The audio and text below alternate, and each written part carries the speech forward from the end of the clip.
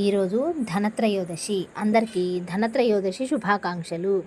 ఎవరైనా డాక్టర్ హస్తవాసి బాగుంటే తనని ధన్వంతరి అంతటి వాడని అంటారు.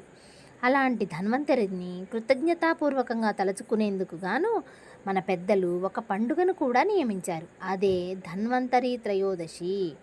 ఆశ్వేజ కృష్ణ త్రయోదశిని ధన్వంతరి జయంతి అంటారు.